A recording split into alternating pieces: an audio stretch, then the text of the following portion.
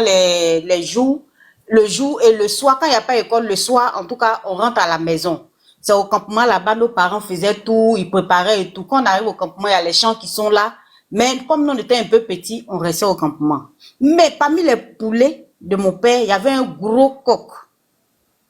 En tout cas, moi, je suis venue trouver ce coq-là dans le campement là. Et donc, il y avait un gros coq. Ce coq-là, à chaque fois que mes parents me laissaient pour aller au champ, parce que le champ n'était pas loin du campement, c'était aux alentours du campement, les champs étaient. Le coq-là, il me frappait, je n'avais jamais vu ça, je pleure. Il me frappe comme si, je ne sais pas, il saute sur moi, je tombe. Je comprends d'où sort cette force-là, et ce coq-là me faisait ça. Et à chaque fois que mes parents arrivent et que je leur explique l'histoire du coq, personne ne me croit. Ah, comment un poulet peut te frapper? Je ne comprends pas. Et à chaque fois, c'était comme ça. Donc, un jour, je n'ai rien dit. Mes parents sont partis et puis je suis quitté à l'école à midi. Je suis allé au champ, au campement.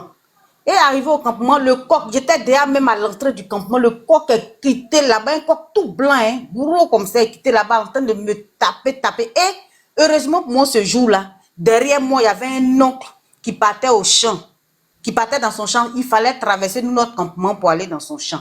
Et quand il m'a trouvé, le coq là, était en train de me tabasser.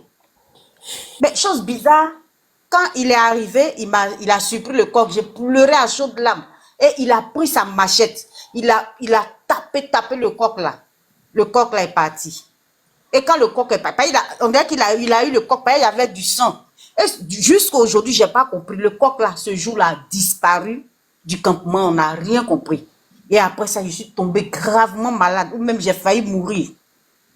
Mais je ne sais pas, c'est mon histoire. Je n'ai pas compris ce mystère-là. Jusqu'à aujourd'hui, personne ne comprend. Mais est-ce que tu as demandé à tes parents?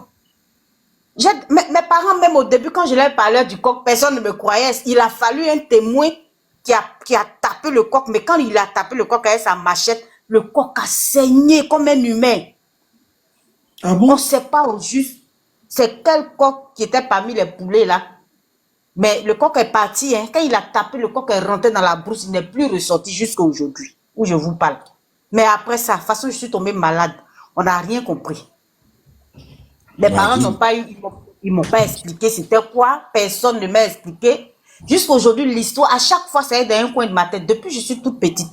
Jusqu'à aujourd'hui, j'ai vieilli, il y a des enfants. L'histoire est toujours là. Franchement, ça me... Je ne sais pas si je dois dire ça entre mon esprit. Je me demande, mais mes questions restent toujours sans réponse, en fait. Et à chaque fois que je vais à l'église, je prie et demande à Dieu de m'éclairer. Je n'ai pas encore eu de réponse. Non, mais au fait, si tu dis le coq a saigné comme un humain et que le coq t'a agressé, tu sais que les gens, là, les sorciers, ils arrivent à rentrer. Bon, les gens qui sont dans du mystique, là, ils arrivent à posséder tout. Hein. Ils peuvent posséder même le porc, ils peuvent posséder même l'oiseau, ils peuvent posséder même, je sais pas. Voilà, donc peut-être que de façon charnelle, toi, tu voyais un coq, alors que de façon spirituelle, c'était quelqu'un qui venait t'agresser ou bien, voilà, qui venait juste... qui venait juste te provoquer et tout et comme ça. Mais si on C'est bizarre. Quand mes parents sont au campement, le coq est normal. Hein? C'est-à-dire que c'est comme s'il n'y a rien. Et à chaque fois, je dis à ma mère, c'est bizarre, ce coq-là me frappe toujours. Et puis, quand le coq vient me frapper, là, je suis affaiblie, je n'ai pas de force pour lutter avec le coq. Le coq me frappe. Okay. Il me pique avec son bec. Ok, Donc, personne ne me croyait.